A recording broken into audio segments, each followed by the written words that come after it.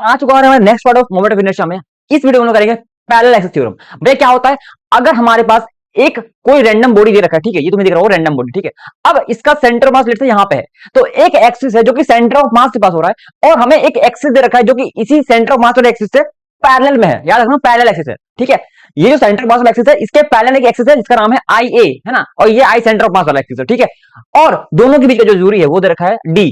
तो moment of inertia का जो फॉर्मूला आएगा आई ए के, क्या करना है, अगर तुम्हें आई ए लिखना है तो क्या करना है, आई सेंटर ऑफ मास वाले पार्ट से जो टोटल मास लेट से मास लो इसका एम है, एम इंटू डी स्क्वायर, ये करना होता है फॉर्मूला। याद रखना ये फॉर्मूला होता है। क्या करना है, क्या करना है, अगेन सेंटर ऑफ मास का मोमेंट ऑफ इनर्शिया लिखना, ठीक, सेंटर ऑफ मास लिखना मोमेंट ऑफ इनर्शिया, प्लस जहां भी लिखना है वहां से M D square, total mass M, वहां से डिस्टेंस डी का स्क्वायर, खत्म खत्म। स्टार्ट करते सवाल से, सवाल समझ में आएगा, इससे क्लियर नहीं होगा, ठीक है। स्टार्ट करते हैं।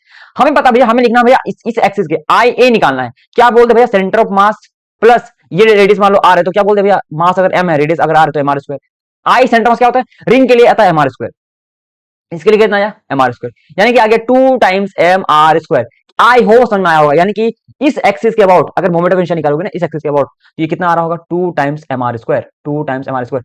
बढ़ते हैं नेक्स्ट सवाल, नेक्स्ट सवाल, ये डिस्क दे रखा है, सेम सवाल डिस्क दे रखा है, हमें निकलना है आई ए। हमें पता भैया क्या करना होगा, आई सेंटर ऑफ मास को एम इंटू आर स्क्वायर से जोड़ना पड़ेगा। ये आर रेडियस है, मास एम है, ठीक है। तो सेंटर मास जो होता है क्या होता है, ये एम आर स्क्वायर बाय 2 होता है, तो M R square by 2 plus M R square, answer आ जाएगा 3/2 M R square. I hope समझ में आया होगा। नेक्स्ट सवाल में आगे बढ़ते हैं, ठीक है। ये देखो, हमें आई एक्सिस के अबाउट दिया गया है, सेंटर ऑफ मास के अबाउट पूछा गया है, तो अगर तुम उल्टा करोगे तो गलत हो जाएगा। यहां पे ध्यान रखना, हमेशा आई अबाउट जो एक्सिस होगा ना वो सेंटर ऑफ मास से ऐड करते हैं, किसना भैया, सेंटर ऑफ मास से कितना दूर जाना पड़ेगा, देखो ध्यान से देखो, सेंटर मास से एल बाई 2 जाना पड़ेगा दूरी, है ना, एल बाई 2। तो क्या अपन बोलते हैं भैया, सेंटर मास से एल बाई 2 यानी कि एम टाइम्स एल बाई 2 का होल स्क्वायर, ये आ जाएगा M L square by 3, already दे रखा है इसको, है ना, plus equal to I C plus M L square by 4।